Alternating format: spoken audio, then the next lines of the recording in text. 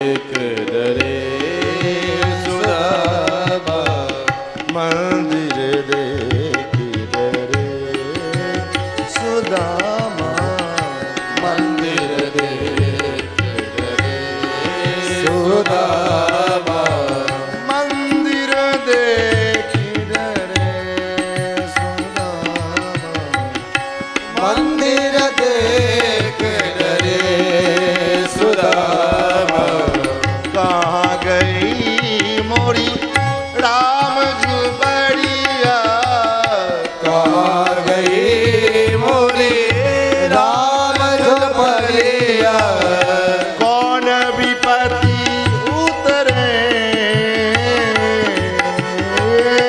कौन विपत्ति उतरे कंचन महल छिनाय लिया मेरा कंचन महल छिनाय लिया मेरा रूप अलग धरे रूप अलग धरे सुदामा मंदिर देख डरे सुदामा मंदिर देख डरे सुदामा मंदिर देख डरे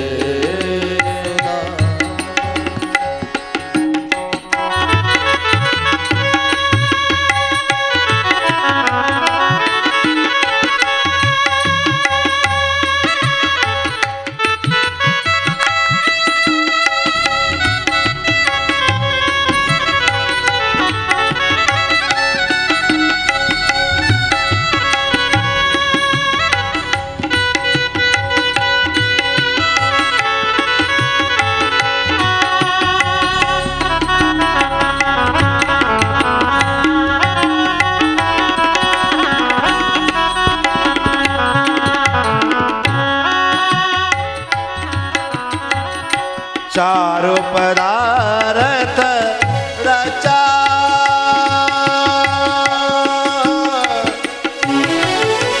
रचा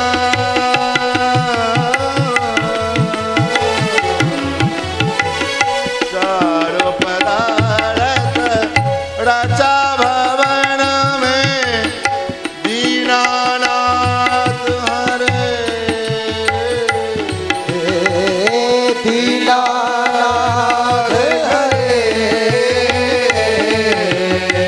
सूरदास प्रभु तुमरे भजन से सूरदास प्रभु तुमरे भजन से दुख दारिद्र टरे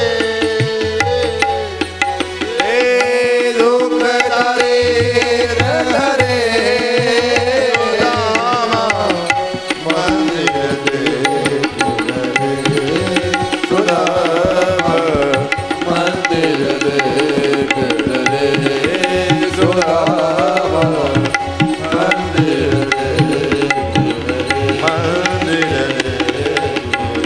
मंदिर देख डरे सुदामा।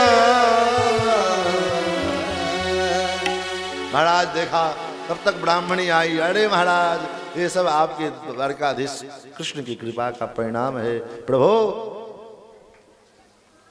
अब तक भगवान भी प्रकट हुए। भगवान ने कहा भैया मैं कैसे सहन कर सकता कि मैं द्वारकाधीश और मेरा मित्र ऐसे रहता, लेकिन तुम्हारे आने की कमी थी सो पूरी हो गई। अब तुम भी आनंद से मजे से रहो और मेरा स्मरण करते रहो। फिर तो सुदामा जी को भगवान ने सुखी किया।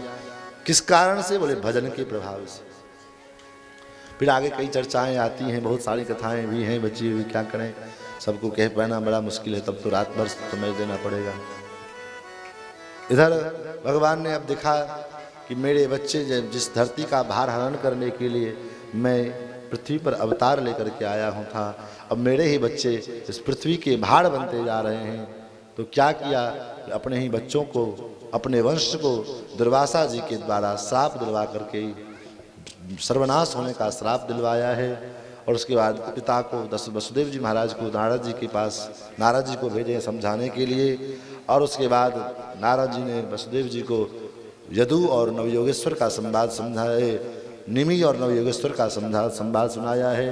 फिर भगवान ने अंतिम में उद्धव जी महाराज को उपदेश किए हैं, अद्भुत भागवत धर्म का उपदेश, अनेकानेक प्रश्न किए हैं। फिर कभी मौका मिलेगी, अब सब बात एक ही बार में कह देंगे तो फिर दोबारा बुलाओगे नहीं, इसलिए फिर कभी मौका मिलना चाहिए दोबारा आने के लिए, तो बहाना तो चाहिए कुछ। इसलिए तो महाराज भगवान ने क्या किया, बोले एक दिन प्रभासक क्षेत्र में समस्त द्वारिकावासी गए थे किसी अवसर पर, वहाँ पर में आपस में किसी बात को लेकर के लड़ाई झगड़ा शुरू हुई। और जब लड़ाई झगड़ा शुरू हुई तो आपस में लड़ने लगे, और वो जो श्राप लगा था वही मूसल लेकर के घस करके एड़का समुद्र में फेंक दिया था, वही एड़का नाम का घास बना था, उसी घास को लेकर के आपस में लड़ने लगे। और देखते देखते सुखदेव जी कहते 56 करोड़ यदुवंशी समाप्त। भगवान ने भी महाराज एक व्याध के बाण को भगवान ने आश्रय लेकर के अपने लीला का संवरण किया। और अंतिम में सुखदेव जी ने राजा परीक्षित से कहा, राजन अब मैं चलना चाहता हूँ। तो सुखदेव जी ने परीक्षित जी ने कहा, राजन गुरुदेव अब आप जाइए, क्योंकि आप जब जाएंगे तभी तो तक्षक नाग आएगा, मुझे काटेगा और मैं मरूंगा। फिर तो सुखदेव जी ने डांटा, राजन तम तो राजन मरिष्येति पशु बुद्धि मीमाम देहि, हे राजन तुम मरने वाले हो, ये पशु वाली बुद्धि है, इसका त्याग करो, तुम तो नित्य हो, शाश्वत हो, भगवान उस अविनाशी परमात्मा के सखा हो, इसलिए तुम ये बात मत करो। और फिर तो सुखदेव जी का पूजन किया है परीक्षित जी ने। सुखदेव जी जैसे आए थे वैसे चले गए। सूत जी ने राजा परीक्षित शौनकादि ऋषियों से पूछा, अब आप लोग क्या सुनना चाहते हैं, अब आप लोग बताओ क्या पूछना चाहते हैं। तो शौनकादि ऋषियों ने पूछा, महाराज ये बताओ, सारे वेदांतों का फल तो भागवत जी है, लेकिन भागवत जी का फल क्या है। बोले फल का फल नहीं होता है, फल का बीज होता है, फल का बीज होता है। तो भागवत जी रूपी फल का बीज क्या है। बोले भागवत रूपी फल का बीज है भगवान नाम। और अगर हम चाहते हैं कि हमारे हृदय में भी भागवत रूपी कल्प वृक्ष का फल लगे और हम भी भागवत बने, हम भी भक्त बने, तो उसके लिए पहले नाम महाराज का आश्रय हृदय में लेना पड़ेगा। और सारे शास्त्रों का सार यही है भगवान का नाम। तो महाराज अंतिम श्लोक का आप लोग आराम से बस 10 मिनट बैठिए, इतना हड़बड़ाने की क्या आवश्यकता है। महाराज भगवान सूत जी कहते हैं, अंतिम जो 2 श्लोकों का जो उपदेश किया है, 2 श्लोकों का जो उपदेश ये कहा कि आप सब लोग आप छोड़ दीजिए। हाँ, तो धर्म प्रेमी सज्जनों, आप उठे नहीं, आप बैठे रहें और